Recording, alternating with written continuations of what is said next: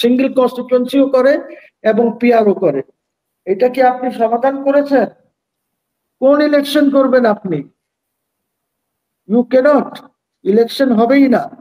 একটা অপদার্থ, একটা টাউট, ওর জন্য আজকে দেশের পরিস্থিতি কি যে আওয়ামী লীগ তো কয়েক মাসের মধ্যে তারা তো গভর্নমেন্ট ইন এক্সাইল করবে। গভর্নমেন্ট ইন এক্সাইল করার পর ইনসার্জেন্সি হবে দেশে। দেশে কি কোনো সরকার আছে? দেশ তো চালাচ্ছে কিছু টাউট বাটপার। ওয়্যার ইজ সরকার? আমি তো সরকার দেখি না। দেশটাকে ধ্বংসের দিকে নিয়ে গেছে ইউনূস। এত বড় অপদার্থ বোধহয় আর পৃথিবীতে কোনো দেশ চালায় নাই কেউ। দেশ কোথায়? ইউনূস একটা মানুষ? ইউনূস কি একটা মানুষ? সে দেশটাকে যেভাবে ধ্বংস করেছে, আজকে দেখেন আমেরিকা, আপনি ওইখানে নেগোশিয়েট করছেন। কি নেগোশিয়েট করবেন? আপনি কিচ্ছুই করতে পারবেন না।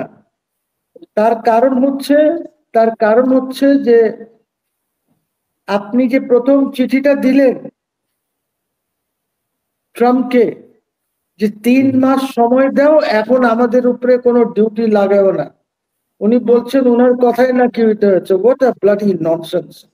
ওনার কথায় কিচ্ছু হয় না।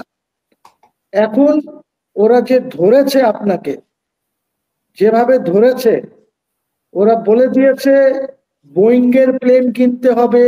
ওরা বলে দিয়েছে কোনো ইকুইপমেন্ট আর্মি, নেভি, এয়ারফোর্সের তোমরা চায়নার থেকে কিনতে পারবে না। এরকম অনেক 100 আইটেমস, 6টা বড় বড় ভাগে 100টা আইটেম। ওইখানে গেছে নেগোশিয়েট করতে ওই খলিলুর রহমান আছে না একজন, ওরা তো খলিলুর রহমান বলে না, খৈল্লা। ওই খৈল্লা কিছু জানে না। খৈল্লা নেগোশিয়েট করতেছে ওই আকিজের বশিরের ডাইন পাশে বসা। কি করবে নেগোশিয়েট? আপনি যাদেরকে নিয়ে যাওয়ার কথা, যাদের সাথে কথা বলার, কিছুই করেন নাই। ইউসি, আর এই যে ইলেকশন কেমনে হবে, কবে হবে, কোথায় হবে? I don't see any elections. যতই বিএনপি চিল্লাক, কোনো ইলেকশন এই দেশে এই মুহূর্তে হবে না। ওর কারণ হচ্ছে যে ডিফারেন্সটা হলো জামাত, আপনার পাখা, চরমনাই, আর অনেক দল আছে যারা পিআর পদ্ধতিতে চায়।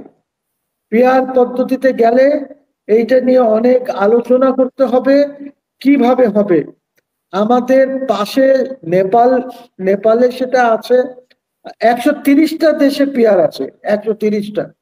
এর মধ্যে নেপালের কাছে যদি যান, নেপালের কাছে দুইটাই আছে। ওরা সিঙ্গেল কনস্টিটুয়েন্সিও করে এবং পিআরও করে। এটা কি আপনি সমাধান করেছেন? কোন ইলেকশন করবেন আপনি? ইউ ক্যানট, ইলেকশন হবেই না। ইলেকশনের কোনো পরিবেশ নাই, একদম পরিবেশ নাই। আর এনসিপির যে ব্যাপারটা আছে, এনসিপিও তো ইলেকশন চায় না এই মুহূর্তে, নাম্বার 1। নাম্বার 2, এনসিপির তো কোনো পাবলিক সাপোর্ট নাই। আমি গতকালকে গাজীপুরের কথা বলি। গাজীপুরে ওদের মিটিং করার জন্য 900 পুলিশ মোতায়েন ছিল যেন ওরা করতে পারে, কিন্তু ওদের 900 লোকও ছিল না। তারা স্কুলের বাচ্চাদেরকে নিয়ে এসে ওদের মিটিং করেছে। আজকে দেশের এই পরিস্থিতির জন্য এনসিপি দায়ী। কেন দায়ী? I will tell you.